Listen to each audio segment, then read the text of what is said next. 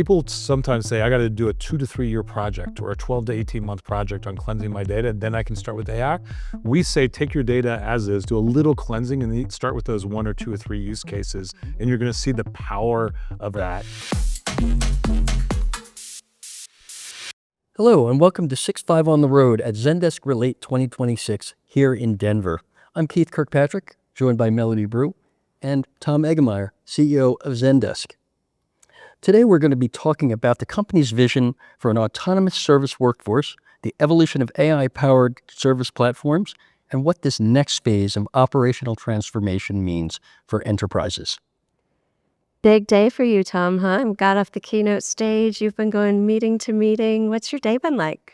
It's great. Get to see customers, and usually I have to travel around to see them. So 30-minute increments. So I've seen, half a dozen, probably a dozen customers by the end of the day, but I'm always excited about these days. Yeah. So let's talk a little bit about the keynote. In it, you really framed the industry as moving beyond software to this autonomous service workforce. What's happening in the market that really is driving this change? I think a couple things. One, I know AI is the buzzword everywhere, but I really do think we've moved from conversational AI to agentic AI and starting to conceive of AI agents as, is work and doing tasks. And people are really starting to think about how they involve human beings and AI agents in solving problems, including complex problems. And I think we're just at a stage now where AI is being accepted. People are thinking about how to systematize this and to really get great results out of this new workforce. Yeah, systematizing it really is an operational difference in how the enterprise needs to look at the service. How do you think that your customers should be organizing around that new operating model and where that provides value to their customers? So first, I think what I've seen, and we've gone through these things like trial and error, you need to pick 3 to 5 use cases that you think are going to really impact your customers and your employees in a positive way. We started with 1,000 flowers are going to bloom within Zendesk.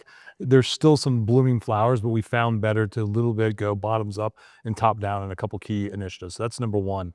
Number two is really have clear goals on what you're trying to accomplish with automation. I tell everyone automation and efficiency is not enough. You need to do automation and drive for customer satisfaction or employee satisfaction, because automation is not an end in itself. You're trying to serve your customers at the end of the day. The third thing is technology is not enough. Even though we sell AI and software solutions, if you're not going to go change your processes and your workflows and reskill your teams, I would tell people don't invest in the technology. It's interesting you mentioned that it is about people and processes and technology. But one of the things that I think is often overlooked is sort of the foundational element, which is data.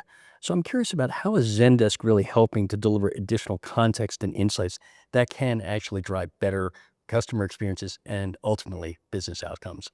So Keith, we're doing a couple things. Number one, we have over 18 billion customer interactions and employee interactions that are kind of old school rated thumbs up or thumbs down. And that data set is really good for, thinking about how we improve customer outcomes. The second thing is that we really recommend, everyone's going to cleanse their data. Sure. But people sometimes say, I got to do a 2 to 3 year project or a 12 to 18 month project on cleansing my data. Then I can start with AI.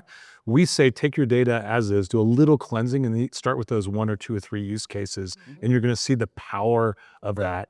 Third, we're really big on knowledge graph, and we launched a bunch of things today where we are interconnecting with all kinds of systems, all kinds of data, because we think the richer and more context you have with your data, the better outcomes you're going to get. So those are the 3 things that we talk to customers about. Right. Let's talk about the economics a bit. AI has changed the way things are priced, but it's also changed the way that we look at value. As you shift to this new operational model and a new pricing model, what are you looking at and how do you think that this will land, or how is it so far landing with your customers? So far, it's been really positive. We launched outcome-based pricing for automated resolutions. I think it was 2 to 3 years ago now. And at the time, we had a little trepidation of changing our business model. It's one of the few times I say it's great being private because we can experiment things like that. And, Yep. if something goes wrong, it's not going to be big public news. But customers have overall really, really liked it because we're in the same boat with them. We are trying to drive drive an outcome. I tell everyone, first thing I do in the morning is I look at how we're doing with our customers on automated resolution. So I get a daily snapshot of that. Yeah. And with some of our latest tools, I can drill down. Why is it up? Why is it down? And what we're doing about it. And so I think the whole software world is going to go from seats to consumption to outcome-based pricing. I think it's a lot easier in service because everyone kind of knows, was it solved Right. What's correctly the or not? outcome? What's the Yep. outcome? I'm just curious though, you work with a lot of different types of customers, large and increasingly larger customers. What do you think are the sort of traits or behaviors or actions that separate those that are actually successfully operationalizing AI compared with the ones who don't? I think it's a real ownership, and I don't just say this as a CEO, but I think the CEO matters here a lot. Where the CEO really needs to get embedded and really understand AI, really understand what you're driving, and really drive it within the organization. I think this is one of those where you have to lead from the front. Okay. I am a history major with a law degree, not a software engineer, but I've spent a ton of time the last years, and particularly the last 6 months, using whether it's Codex or Cursor or Claude, really truly try to use the tools myself, building AI agents, actually shipping some code a couple weeks ago, doing a project with my son Mhm. on creating an application, because I think you really need to understand, because I understand the good and the bad Right. and some of the pitfalls better than I would without using the tools. Right.